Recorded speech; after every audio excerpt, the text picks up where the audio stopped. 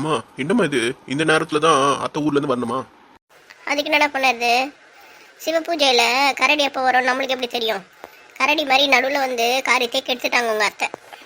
ஆமா, நீ அத்தையை பார்த்தா ஏமா இப்படி பயப்படுற? உன் மாமியார் கூட இவ்வளவு பயந்துருக்க மாட்ட போல இருக்கு. பின்ன பயப்படாம இந்த வீட்டை பார்த்தல, இது 2 கிரவுண்டு.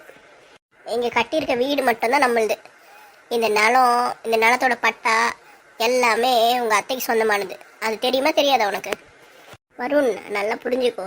இந்த நிலம் உங்கள் அத்தையோடது. இந்த மேலே கட்டியிருக்க பற்றியா வீடு, அது மட்டும்தான் நம்மளுது. அதில் கூட பாதி காசு உங்கள் அத்தை தான் கொடுத்தாங்க. ஏமா இந்த வீட்டை நம்ம பேருக்கு மாத்தாம இருக்கோம்? டேய், அவங்க நிலத்துல ஃப்ரீயாக நம்ம வீடு கட்டி வச்சுருக்கோண்டா. அவங்க எப்படிடா பட்டாவை நம்ம பேரில் மாற்றி எழுதுவாங்க? ஏதாச்சும் அறிவு இருக்கா உனக்கு?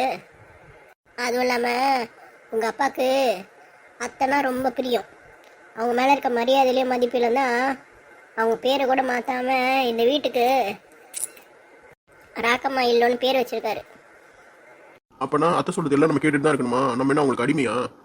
அது உன் இஷ்டம். அவங்க சொல்கிற பேச்சை கேட்டுன்னு தான் இங்கே இருக்கலாம். இல்லைன்னா எல்லாரையும் ஒரு நாள் கழுத்தை பிடிச்சி வெளியே தள்ளி விட்டுருவாங்க. பரவாயில்லையா உனக்கு? அப்புறம் ரோட்டில் போயிட்டு அம்மா தாயே அம்மா தாயேன்னு தான் பிச்சை எடுக்கணும். இவங்க கிட்டலாம் நம்ம மோதவே முடியாது.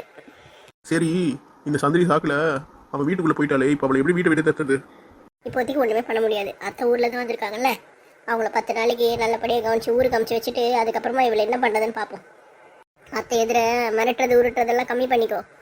அவங்க எதிர அந்த பொண்ணை எதனா நீ மிரட்டினு வச்சுக்கோ, நேராக நம்மக்கிட்ட தான் வந்து அவங்க பாய்வாங்க. நம்மளுக்கு தேவையில்லாத வேலை இது. சொல்லிட்டேன், சூதானமாக நடந்துக்கோ. சரிம்மா, நான் பாத்துக்கிறேன்.